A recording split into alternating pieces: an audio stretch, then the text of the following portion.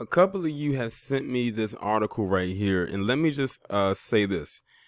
What I'm about to talk about is not a news story whatsoever. If you've been following me for the last couple of months, within the last couple of months or more, you would know that I actually highlighted this story or talked about it back in May. I was actually one of the few channels that was talking about this story. To give you an update, basically what happened was you had these two sisters that were in Georgia who all of a sudden just went missing, and they found their bodies that they were thrown over, I think, like a bridge or something like that, and they found their bodies in the water.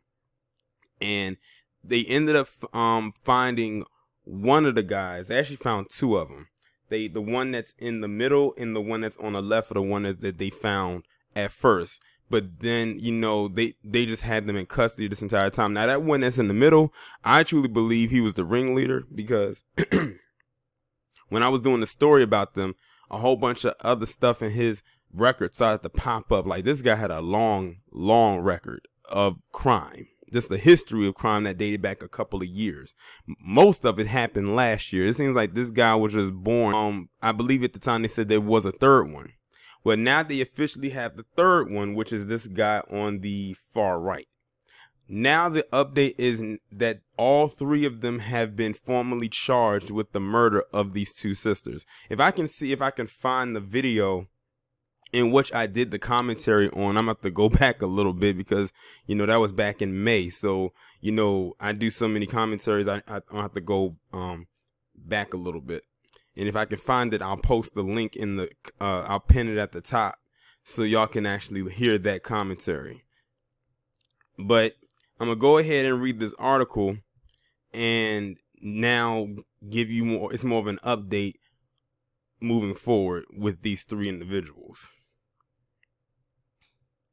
The Georgia Bureau of Investigations have charged 3 men for the May killing of 2 half-sisters whose bodies were found in a Georgia river in May with bags over their heads. In a press release, the GBI announced the arrest of Christopher Pullen, age 23, and gave additional charges to 28-year-old Desmond Brown and 36-year-old Devin Watts. All 3 have been charged with felony murder for the deaths of 19-year-old Vanita Richardson and Truvinia Campbell, age 31.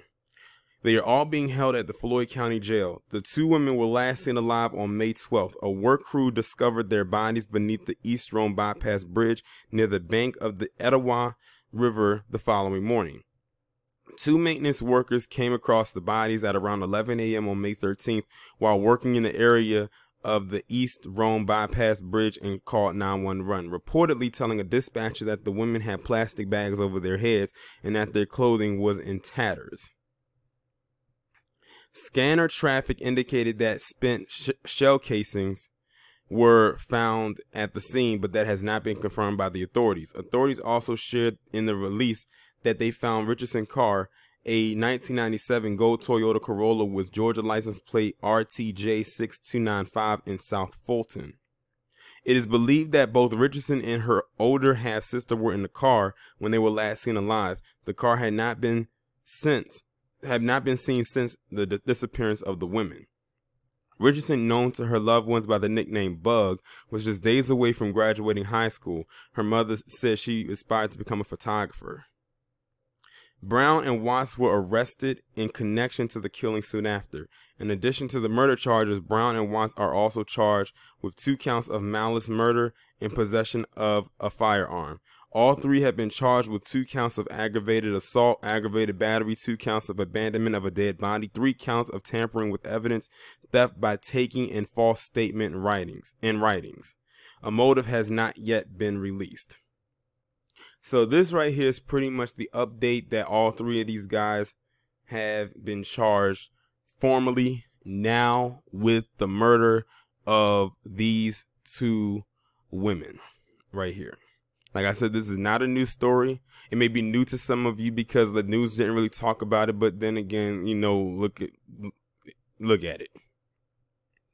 And when I remember saying, you know, talking about it back then, it was just being disgusted by the whole ordeal. I even had some people in the comment section try to say, you know, certain things that, oh, how do you know it was them that did it and everything like that. But, you know, it is what it is. These are what they had the evidence right there that these three were involved with these two women's disappearance and their death. So I guess now we will see going forward what's going to come of them. But I find it also very interesting too that they can now, you know, they not to switch gears, but it's amazing that they are charging them almost instantly. Well, after they have enough to charge them with, and they should. But the terrorists that killed Breonna Taylor still have yet to be charged for what they did. But they were quick to charge her boyfriend, Kenneth Walker, for just defending his home. They were quick to charge those protesters for wanting and demanding that those terrorists be charged for what they did. But we know whose fault that is, you know, who that all falls on. But we will see what goes forward or comes of this particular case right here. This looks like it's going to be another story that I'm going to have to follow. Like I tell you, I'm following a lot of stories nowadays, as far as staying on top of things and giving you updates with certain stories. And it looks like this is going to be another one.